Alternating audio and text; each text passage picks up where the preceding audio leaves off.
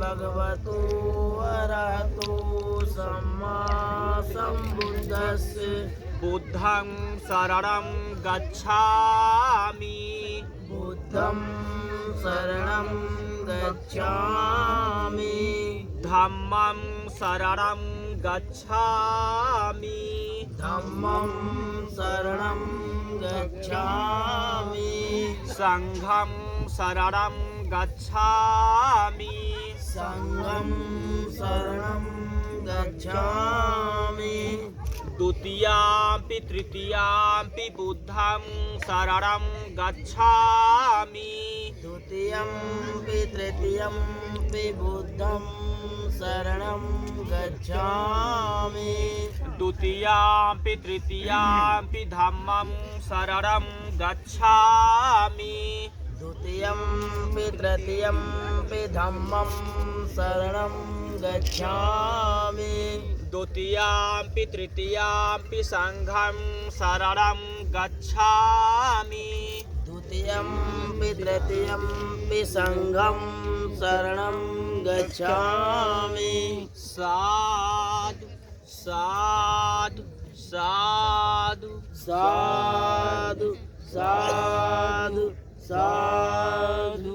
ठीक मतलब डालते बैठे हाँ अपना लहन हाँ डाल दी। उपहार लाए हूँ देने के लिए मुख्य रूप से ओली वाला उसको निकाल के। हाँ यहाँ जो एक थाली में बेटी और तब तक मैं इसका हिंदी से व्याख्या बता दूं, क्योंकि ये तो भाषा में बोल के आपको बुलवा दिया, पर जब तक आप इसका हिंदी से मतलब नहीं जानेंगे तो आपको भी लगेगा पता नहीं क्या बोल के चले गए, बुलवा के चले गए। चढ़ाव वाला नहीं। तो मैं बता दूं कि अभी मैं जिस भाषा का प्रयोग कर रहा था ये तथागत गौतम बुद्ध के समय की भाषा थी, आज से लगभग 5000 साल पहले की बनने भाषा वाला यहाँ हमारे को बतासा होता और उस समय तथागत वगैरह जो लाए होंगे आभूषण तो पाली फिर भाषा चढ़ाव का में प्रयोग चढ़ेगा। किया जाता नहीं था। होली में भी आभूषण ये दिया पाली जाता है ना, भाषा जो कुछ कुछ दिया जाता है। हैं? पाली भाषा ही बाद में आभूषण का संस्कृत और हिंदी में होली वाला होली अवधि ब्रज जितने भी भाषा था पाली के बाद की सब भाषाएं हैं, उसी को सब तोड़ मरोड़ के चेंज किया गया था। तो ये पाली भाषा के शब्द है। सबसे पहले हम लोग तथागत बुद्ध को नमन किए हैं, मतलब उसको बुद्ध को मैं हम लोग नमस्कार किए हैं, बोले हैं नमो तस् भगवतो अरहतो सम्मा सम्बुद्धस्स। सब निकल गया देने वाला ना, निकल रहा है। अच्छा ठीक, तब तक हम बोल रहे हैं। तो उन भगवान अरहत सम्यक सम्बुद्ध को मैं नमस्कार करता हूँ, और हम लोग 3 बार बोले हैं नमो तस् भगवतो अरहतो सम्मा सम्बुद्धस्स। इनका मतलब होता है मैं 3 बार नमस्कार फोन की करता थोड़ा हूँ। फोटो होली वाला उन भगवान अरहत सम्यक होली वाला है। अरहत का मतलब होता है जो रखिए इतना।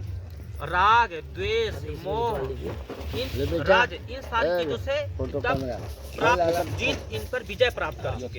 यहाँ इसमें धन तथागत गौतम बुद्ध को माला नहीं पहनाया जा सकता है, क्यों? क्योंकि ये राग मोह द्वेष रज इन सब से विजय, इन सब पर विजय प्राप्त कर सकता है। तथागत गौतम बुद्ध या फिर कोई भी भक्ति होते हैं उन पर सेंट स्प्रे माला ये सब नहीं पहनाया जा सकता है। इसमें कहा है हम लोग स्प्रे भी लगा सकते हैं, अच्छे कपड़े भी पहन सकते हैं, पर भंते जिसको बोला जाता है जो चीबार पहनते हैं, लाल लाल जो धोती टाइप का होता है ना, उसको चीबार बोला जाता है। वो भंते होते हैं हम लोगों के, वो गुरु है, पूज्य है। तो अरहत उनको बोला जाता है जो सब पर विजय प्राप्त कर जाता है। गुस्सा है वो सब पर विजय प्राप्त गुस्सा जल्दी से नहीं आता। फिर हम लोग त्रिशरण का धारण किए। त्रिशरण का मतलब होता है 3 शरण। पहला होता है बुद्ध का शरण, दूसरा होता है धम्म का शरण, और तीसरा बुद्ध का शरण का मतलब होता है गौतम बुद्ध का शरण, और बुद्ध का संबंध का मतलब होता है बुद्धि का शरण। और बुद्धि का संबंध भी प्रकृति से होता है, विज्ञान से होता है। विज्ञानवादी एक धर्म है। बुद्ध को मानने वाले प्रकृति पर विश्वास करते हैं, ना कि लोग अंधविश्वास पाखंड पर। दूसरा हम लोग शील ग्रहण किए, धम्मं शरणं गच्छामि। धम्म का मतलब होता है धारण करना, अच्छी चीजों को धारण करना। जैसे हम लोग जानते हैं शराब नहीं पीना चाहिए, ज्यादा स्पीड में गाड़ी नहीं चलानी चाहिए। फिर भी हम लोग का उसको मानते हैं, नहीं मानते हैं, जानते हैं नशा नहीं करना चाहिए, फिर भी लोग करते हैं। तो जानने के बाद उसको मानना चाहिए। धम्म का मतलब होता है धारण करना, मतलब उसको मानना चाहिए।